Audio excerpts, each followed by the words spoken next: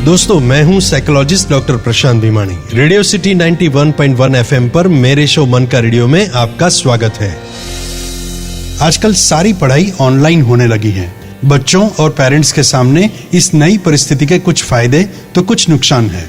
आइए इस विषय के मनोवैज्ञानिक पहलू को समझते हैं। डॉक्टर साहब, जब से ये लॉकडाउन लागू हुआ है, मेरे बेटे करण का बिहेवियर बहुत बदल गया है। कुछ ही महीनों पहले काफी हद तक ओबीडिएंट और डिसिप्लिन रहने वाला करण बिल्कुल बदल गया है। इसी साल वो 10th स्टैंडर्ड में आया है। पढ़ाई में और डिसिप्लिन होने की बजाय बहुत इररिस्पॉन्सिबल होता जा रहा है। लॉकडाउन के शुरू के दिनों में सब ठीक रहा, मगर थोड़े ही दिनों में वो आलसी होने लगा। न खाने पीने का ध्यान और न ही सोने का कोई टाइम। देर रात तक वीडियो गेम खेलना और दिन को कभी भी सोना। अब तो पिछले 1 महीने से बेतहाशा जिद्दी होता जा रहा है। लॉकडाउन होने के बावजूद बाहर का खाना खाने की जिद करता है। अब तो ऑनलाइन पढ़ाई शुरू हो गई है, मगर पढ़ाई में उसका ध्यान बिल्कुल नहीं लगता। मुझे बहुत बड़ा झटका तब लगा जब उसकी टीचर ने मुझे फोन करके बताया कि पिछले 2 एग्जाम्स करण ने दिए ही नहीं। उसे कुछ भी कहे तो चिड़चिड़ा जाता है। दोस्तों, करण अपने माता पिता के 2 बच्चों में बड़ी संतान था।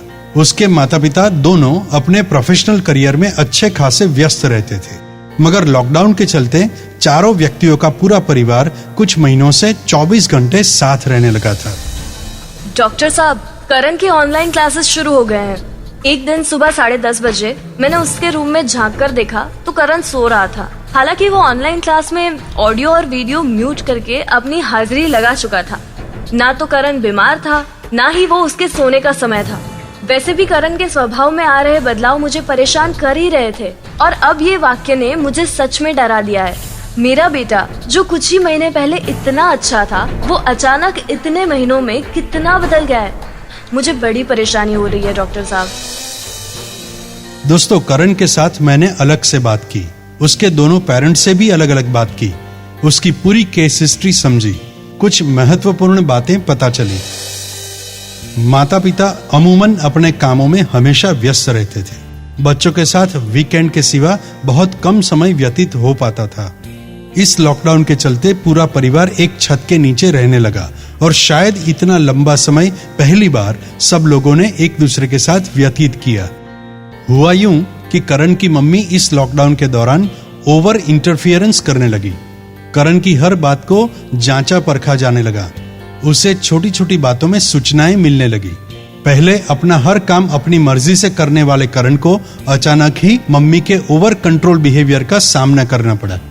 इसी दौरान 10वीं की ऑनलाइन स्टडीज शुरू हो गई। स्कूल, एक्स्ट्रा क्लास, ट्यूशन, करण की सभी पढ़ाई ऑनलाइन होने लगी। इससे पहले रूटीन में करण ने बहुत ऑनलाइन सबमिशन नहीं किए थे। उसे इसकी आदत ही नहीं थी। नई परिस्थितियों में उसका एडजस्टमेंट खराब था। 10वीं कक्षा के कारण घर और स्कूल में माहौल तो वैसे भी प्रेशर वाला हो चुका था। IIT में जाने का दबाव उस पर बना हुआ था। कांस्टेंट स्क्रीन के सामने देखकर करण बोर होने लगा था, और एक्साइटमेंट पाने के चक्कर में रात को ऑनलाइन गेम्स खेलने लगा था। और कोई पूछे तो कह देता कि अपनी पढ़ाई का ही काम कर रहा है। ऐसा कहने से बहस ही खत्म हो जाती। इन्हीं सब कारणों को लेकर करण के बिहेवियर में बदलाव आने लगे थे। बिल्कुल नई स्टडी स्टाइल के चेंज का करण आसानी से स्वीकार नहीं कर पाया, जिसकी वजह से उसे प्रॉब्लम्स हुए। दोस्तों, आजकल के इस दौर में इस प्रकार के प्रॉब्लम्स हर घर में देखने को मिल रहे हैं। नई पढ़ाई की इस मेथड के साथ बच्चे और माँ बाप दोनों को एडजस्ट होने की जरूरत है। हम इस वक्त मानो ट्रांजिशन फेज में हैं, जहां ऑनलाइन स्टडीज पढ़ने वाले और पढ़ाने वाले दोनों के लिए ये नई बात है। जाहिर तौर पर शुरू में ये दिक्कतें तो आएगी। हमें इस न्यू नॉर्मल को अपनाना ही होगा। इसका कोई विकल्प नहीं है। ऑनलाइन स्टडीज पर साइकोलॉजिकल इफेक्ट्स के कुछ सर्वे के अनुसार बच्चों में जिद, चिड़चिड़ापन और कुछ नकारात्मक भावनाएं आ भी सकती हैं, लेकिन इस चेंज का स्वीकार करना ही पड़ेगा। ऑनलाइन स्टडीज के नुकसान के सामने बैलेंस करना भी सीखना पड़ेगा। माता पिता को घर में रहकर एक ऑफलाइन कम्युनिकेटर की भूमिका निभाना जरूरी है। माता पिता को कमांड की बजाय कोऑपरेशन से काम लेना चाहिए। बच्चों को स्कूल से मिले प्रोजेक्ट्स में बच्चे की इच्छा अनुसार इन्वॉल्व होने से पॉजिटिव कम्युनिकेशन बढ़ेगा। वैसे भी ऑनलाइन स्टडीज के फायदे और नुकसान दोनों ही है, मगर खास करके छोटी उम्र में कम और बड़ी उम्र में ज्यादा फायदे हैं। जो थियरी बेस्ड सब्जेक्ट्स हैं उसमें अच्छे परिणाम मिलते हैं, ऑफ कोर्स रूबरू कम्युनिकेशन न होने की वजह से टीचर और स्टूडेंट के रिलेशनशिप पर भी इफेक्ट्स होते ही है। ऑनलाइन पढ़ाई का बड़ा फायदा यह है कि स्टूडेंट्स की फ्लेक्सिबिलिटी बढ़ती है और कुछ बच्चों को तो वैसे भी स्क्रीन बहुत पसंद है। इससे फायदे भी बहुत उन्हें हो रहे हैं। पहले से जिम्मेदारी लेकर चलने वाले बच्चों में सेल्फ डिसिप्लिन भी बढ़ती है। दोस्तों, जैसे घर में बिजली चले जाने पर पंखा नहीं चलता तो हम खिड़कियां खोल देते हैं और ठंड लगने पर वही खिड़की बंद भी कर देते हैं।